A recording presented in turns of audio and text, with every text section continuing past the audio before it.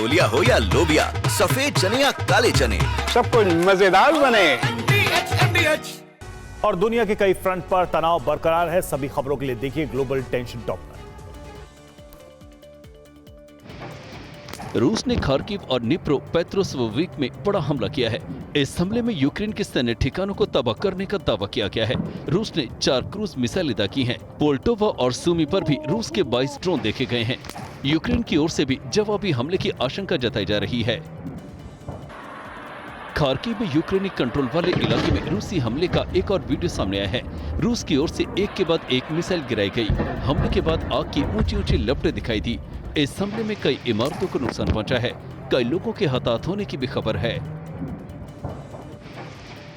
Ukraine की industrial region माने जाने वाली निप्रो में रूस ने बड़ी तबाही मचाई है। ये तस्वीरें उसकी गवाही दे रही हैं। रूसी हमले के बाद यहाँ के कई शॉपिंग सेंटर में भी आग लग गई। हमले के बाद रुक कर धमाके की आवाज आती रही है। कहा जा रहा है कि यूक्रेन चोरी छिपे ड्रोन बनाता था। यमन के हुती विद्रोहियों ने दावा किया है कि उसने इजराइल पर हाइपरसोनिक मिसाइलों से हमला किया है। हुती के प्रवक्ता ने बताया कि इस हमले में इजराइल के अहम ठिकानों को निशाना बनाया गया। हुती ने ड्रोन से भी इजराइल के 3 साइट को टारगेट करने का दावा किया है। कंबोडिया और थाईलैंड के बीच जारी जंग और भीषण हो गई है। दोनों तरफ से एक के बाद एक हमले किए जा रहे हैं। बॉर्डर पर हुई फायरिंग में अब तक 15 से ज्यादा लोगों की जान गई है। कंबोडिया के प्रधानमंत्री हुन मानेट ने कहा कि उन्होंने सीज फायर की पहल की थी, लेकिन थाईलैंड की तरफ से सहयोग नहीं मिला।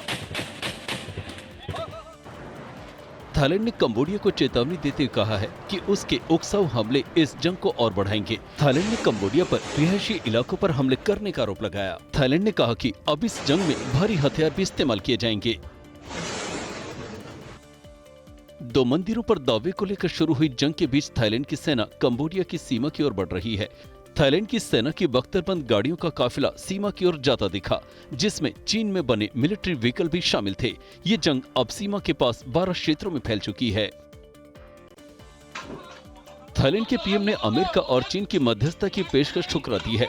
थाईलैंड ने कहा है कि जब तक कंबोडिया नोम पेनी पर हमले बंद नहीं करता, तब तक बातचीत की कोई गुंजाइश नहीं है। इस बीच चीन ने कंबोडिया को हाल फिलहाल में हथियारों की सप्लाई करने के आरोपों को खारिज कर दिया। थाईलैंड और कंबोडिया की जंग को लेकर यूएनएससी ने इमरजेंसी बैठक की। यूएन ने दोनों देशों से संयम बरतने और जंग को और आगे नहीं बढ़ाने की अपील की है।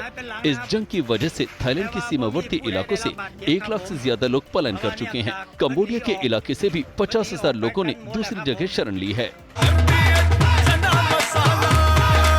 अब छोलिया हो या लोबिया, सफेद चने या काले चने, सब कुछ मजेदार बने।